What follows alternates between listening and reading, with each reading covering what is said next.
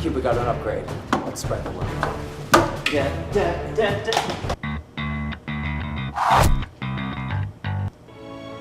Hi. Yes!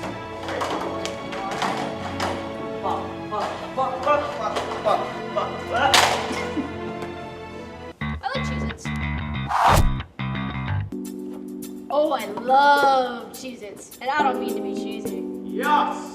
I did not hit it. I didn't hit that tree. Oh, hi, Cupid. Ah. Oh. Hi, Cupid. You're watching Speak of the Devils. Come back here. I love you.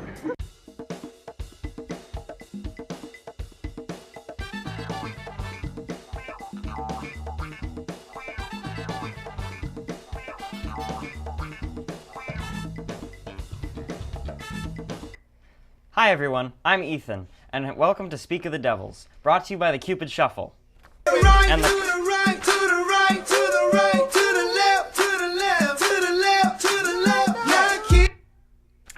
And the color blue. Today we have two very intriguing guests, Mr. Carr, the track coach, and Rishabh Prakash, a BHS track star. But first, let's talk about something quite important to track, tying your shoes. It's not as simple as taking a lace in each hand. Here's me showing you how to tie your shoes.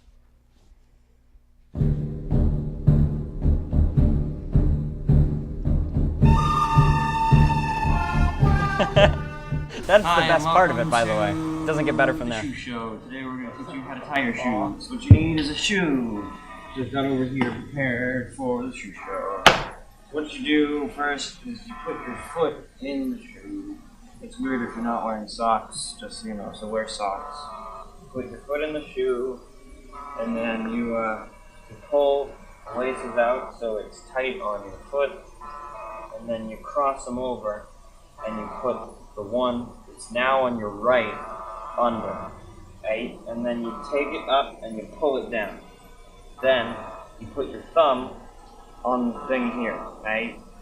And then you take this right side, make a loop, and then you put the left side around the loop, and then you put that under everything you've made. So now, when you pull, you got two loops. Alright? You got two loops. That's how you tie your shoe. If that was a race, I feel like it would end in a tie, or maybe not. To begin, we have some questions for our guests. Rishabh. There we go. Rishabh, how did you get into track and field, and what impact has it had on you? Well, growing up, I was always a soccer player, and I was always that kid who just was always running around the field. So I was always into running. Even as a kid, I'd always like to play tag and other games on the playground and stuff. Yeah. So freshman year, winter season, I basically needed a sport to play. I didn't really want to continue playing basketball, so I thought indoor track would be a good option to do. I came into it with pretty minimal knowledge of track and field. I'd done like youth track programs, but that was nothing compared to like what I'm currently doing. Yeah. So I joined the team and just kept improving and got better and better, and it's led me to where I am now. And as for the impact it's had on me, when I first started track and field, I didn't think it would impact me in the way it has. It's given me a group of friends and teammates who have basically become my best friends in high school, and a group of people who I can always rely on for anything.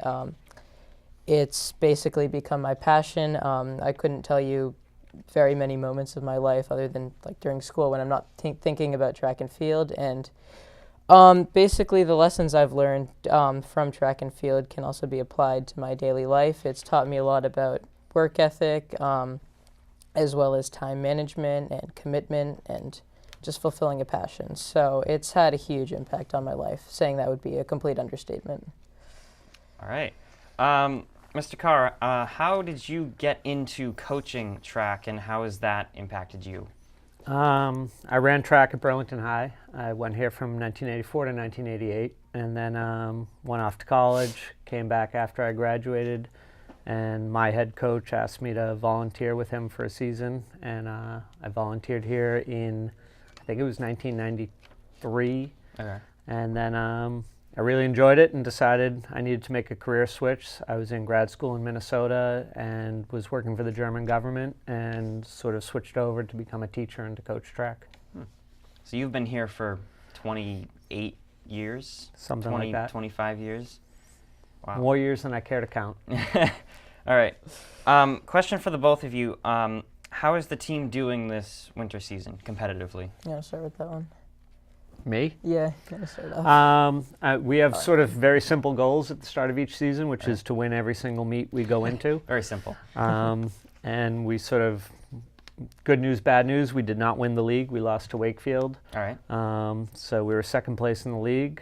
That's the bad news. The good news is just this past week we won the state championship in the relays. We beat Wakefield.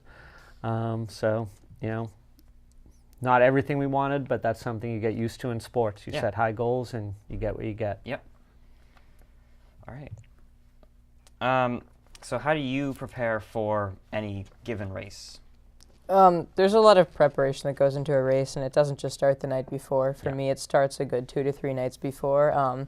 I'd say the 3 most important things for me prepping for a race would be race hydration, proper nutrition, proper sleep, and proper hydration. So leading up to the race, I always make sure to get at least 7 to 8 hours of sleep 2 to 3 nights before, and also just hydrating really well, always having a water bottle on me and just constantly drinking water. And the night before the race, I'll always eat pasta. It's a food that's really high in carbohydrates, and if you talk to really any runner, they'll tell you that they eat like pasta or something really high in carbohydrates. And even during cross country, we'll have pasta parties with the team the night before the race. He'll come to those too, and it's just a really good team bonding experience. If we have a morning race for breakfast, I'll usually eat pancakes or waffles, something like that. So just something light. Don't want my stomach being too heavy before a race. On the bus ride to a race, I'll usually just put in my headphones and listen to some music that hypes me up. Usually I'll listen to some like electronic music or stuff like that. I have a playlist that I listen to, which is the same standard thing I listen to before every race. Yeah. And about an hour and a half before a race is when I start really getting myself psyched up and I start my warm-up for my race. So I'll usually run for about 10 or 15 minutes, just light jogging.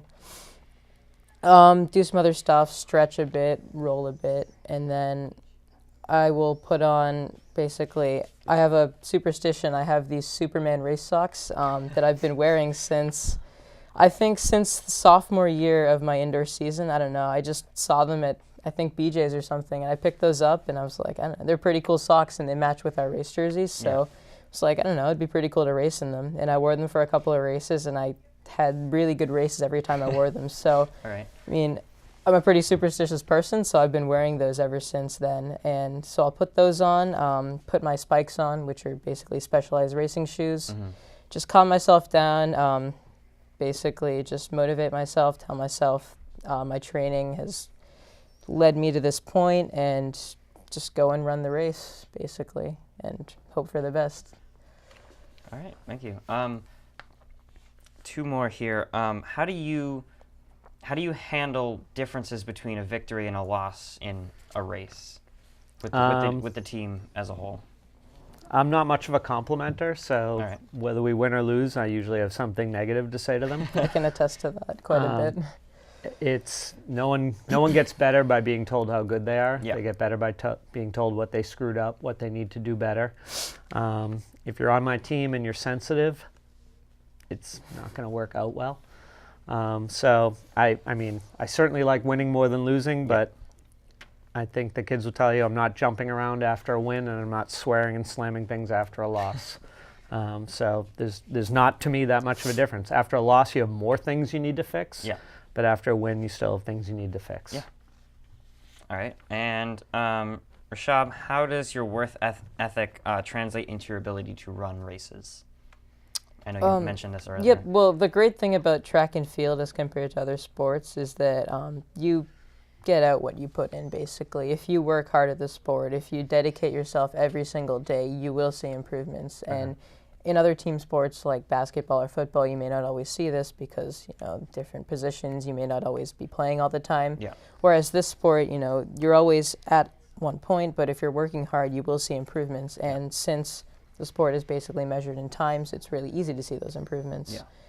So basically, when I started, I didn't know a lot about the sport, basically, so I was just running and not really knowing what it was doing for me. Yeah. But as soon as I started having a couple of good races, I realized, like, hey, I can be pretty good at this. And it was then when I really started coming to practice motivated every day, really focused. I started trying super hard in all my workouts, not cutting mileage or anything, not doing any of that, and also emphasizing a lot of the little things at home, such as, like I said, getting proper sleep, eating properly, cutting down on soda and other junk food and stuff. Yeah. So, yeah, work ethic is just super important to improving, and I think once any athlete realizes that and they start putting 100% effort both during practice and also at home outside of practice, they'll see huge improvements. Okay. And personally, that's what I've witnessed. So. Cool. Yeah. All right, so we'll be back with some more questions in a bit. So Valentine's Day is just around the corner, and for those people who are compensating in sweets, here's how to decorate them. Enjoy Half Baked with Maddie Shipka.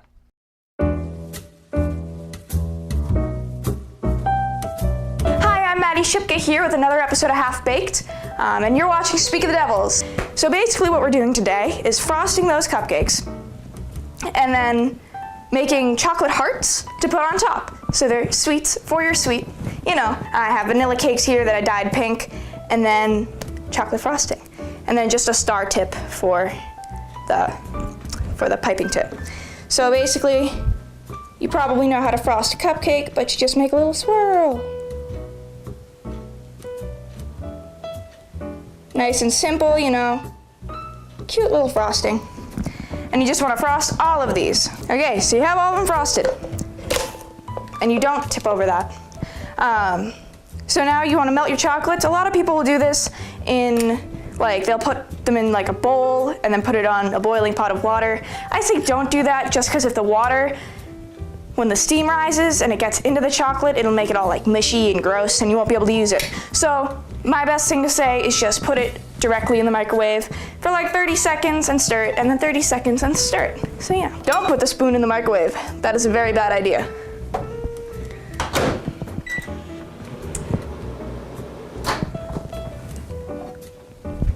Hot bowls, hot bowls. Nice and gooey. And you want to make sure most of those lumps are out, because those are just the candies, but they will get stuck in the top of your piping bag. So it's definitely not a good plan. We have all three now.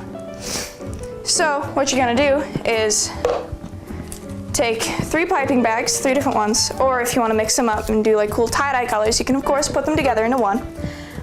You just cut off a good size, not crazy though. Make sure you keep the little tips out of your chocolate. That's a good plan. And you want to fill these up. The best way I feel to fill these up is folding the top inward or outward and putting your hand underneath it and kind of spreading it out so you're holding it. And you take a scoop and you dribble it in.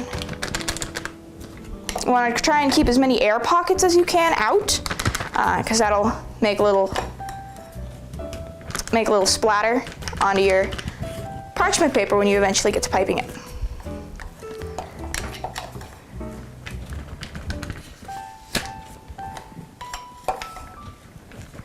So you just get all that nice chocolate in there, and you can of course make more chocolate later and refill it. You don't have to start fresh with a new piping bag every time, but it certainly is easier to just put it all in at once. So then you just unfold it and you squish it all down, and I like to twist it, and you can hold it like that and it's already squirting out. Okay, so since this is already squirting out, let's just go right to our parchment. So with this parchment, what I did is I just put some of the extra frosting that we had and put it down underneath so the parchment would stick, because you know when it rolls up, it's not fun, and especially not fun when you have wet chocolate. So you can pipe like a heart. That one's pretty big. It's a very big heart.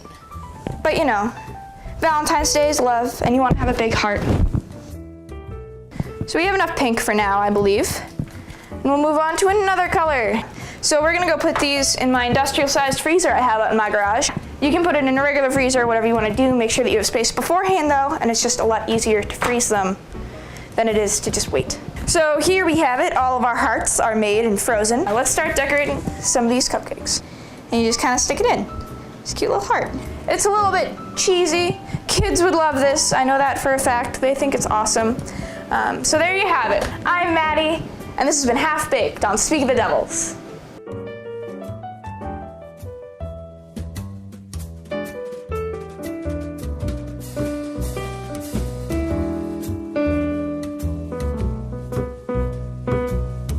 Now that you have those tips to go by, here's another how-to to make your life easier. Except this one is a little more cheesy.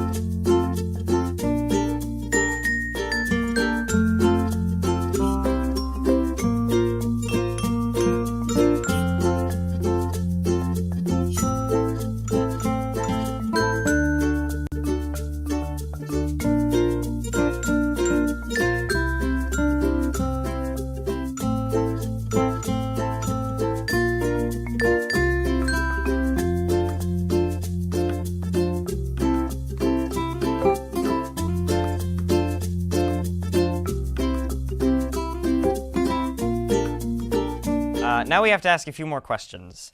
So, Rishabh, what's your fastest running time? Well, I run a variety of different events. Yeah. The shortest I've ever run is 800 meters, and I PR in that, it's a half mile, Yeah. and I've run 158.5 in that. Meters, not miles. Yep, 800 meters, Yeah. which is about a half mile. But you then- said something. Yep. Never mind. That's fine. And then in the mile, which I think is my main event, I've run 4:29. wow. And I have a big meet tomorrow, and my training's been going super well, and in general, my confidence level is really high with what I can do, so hopefully I can drop that mile time to 4:24, 4:25 tomorrow. So that'll be the goal. Right. In the 2 mile, I've run 9:55, and then in the 5K during cross country, which is 3.1 miles, I've run 16 minutes and 15 seconds. One summer I had to get my mile time down, which I started at 10 minutes, Really? and I got down to 8:20, and I was proud of that. Big So improvement there. That's good. That's good. All right, and Mr. Carr, what's your fastest running time during your career as a coach? As a coach, Paul Hogan, who's currently at UMass Lowell, he was, so in the mile, Rishabh's race tomorrow, Paul ran 4:15. In the 2 mile, Paul in 2014 was the U.S. national champion. He ran 8:59. So it's a high standard. Our mile record for about 30 or 40 years was 4:24. It was held by Kevin Sullivan, who still lives in town, runs the funeral home. Okay. And then David Toronto a few years ago lowered that, and then Paul lowered that, and Hopefully. Certainly I'll be my there goal is for lowering, yeah. Rishabh to lower that. His goal for tomorrow is 425, 424. That's not my goal for tomorrow. My goal for tomorrow is 422. Okay. So that's what we're looking for. All right.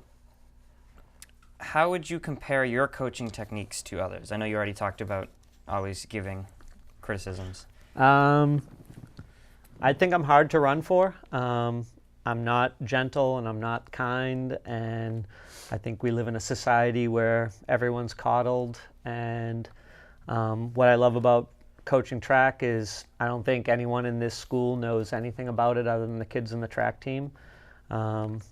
If a hockey player or a football player in the school were ranked #1 in the nation, there would be a parade down Cambridge Street. Yeah. Probably there aren't 20 people in this school that know Paul Hogan was a national champion. Yeah. It's a goal for every one of my runners to be a state champion at least, if not more. So my standards are high, my expectations are high. I'm a jerk, and I like it. All right.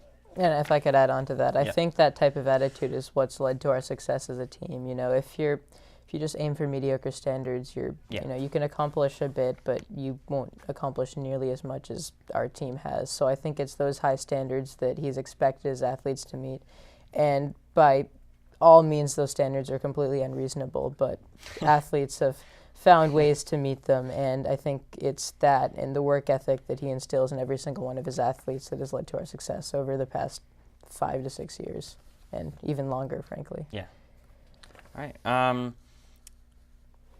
Let's see. Rishabh, when have you ever been injured for track or anything like that? I've actually been quite lucky. I haven't. There's a lot of people who are pretty injury prone. I guess naturally I'm just a person who hasn't encountered too many major injuries, but I mean, every now and then I've had a couple of, you know, like hamstring strains or just a couple of injuries that have kept me out for 2 to 3 days max. Yeah, but that's just kind of get rest and wait for it to Right, yeah, come get back. rest. Icing is a major Yeah. component of that. Also stretching and, like I said, proper sleep and just the normal things, and it goes away with time. So I'd say I've been pretty lucky injury-wise, and hopefully it'll continue that way for the rest of my running career. Carr, what do you believe your strengths are? Carr, do you believe your team's strength to be? What do you believe your team's strengths to be, and how does it help them when competing? Okay, you ready? Yep. All right, I'm ready. Carr, what are your team's strengths, do you think, and how does it help them when competing? I think their strength is believing in themselves. We work a lot of really hard speed workouts. That's my focus as a coach. And I think we find that more often than not, when a race comes down to the final 100 meters or so, my kids feel pretty confident about it. Obviously, I'm the head coach, but specifically I coach the distance runners, the kids running basically 600 meters and up. Yeah. And we work more speed than I think any other team around. And it's not necessarily the mainstream coaching view, but I think it sets us up for success. All right. So that's all the questions we have for today. As we are approaching the end of our show, we have a few more good things for you. The first one of those is sure to steal your heart. Coming from Nick, Ethan, and James, I'm Ethan. Here's Regular Bank Robber.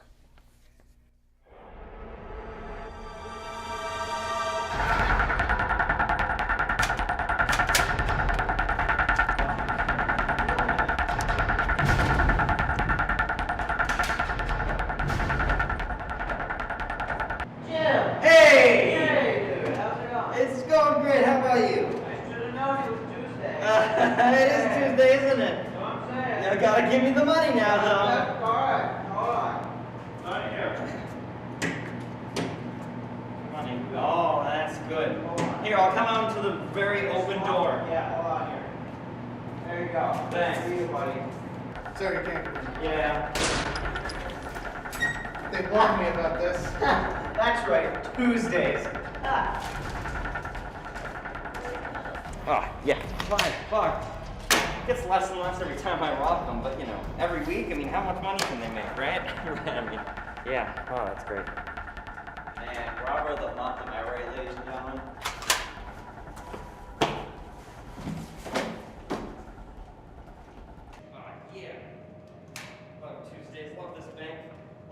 reputation made here. Love the guy, love the manager. This is the best day of the week. $5, that's best score I've had all month. Tuesday gives me the blues day, am I right, ladies and gentlemen? Just kidding, because it's Tuesday, the usual greatest day. Great.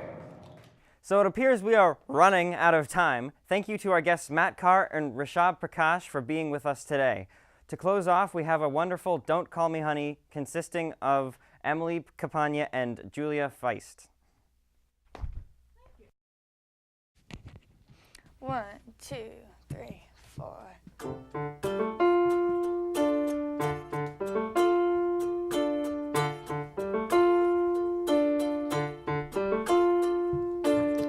Here come old flat top, he come grooving up slowly. He got juju eyeballs, he's one holy roller. He got head down to his knees. Got to be a joker, he just do what he please. Shoot.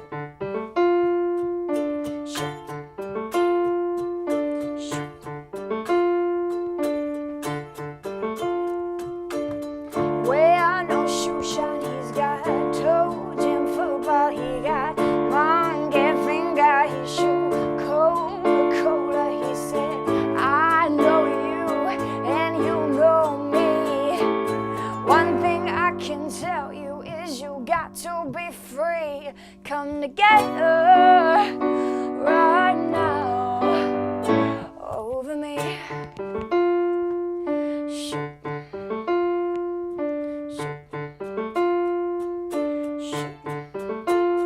He's bad production, he got Warriors gumboot, he got oh no sideboard, he run spinal cracker, he got feet down below his knee. Hold you in his armchair, you can feel his disease. Come together right now over me.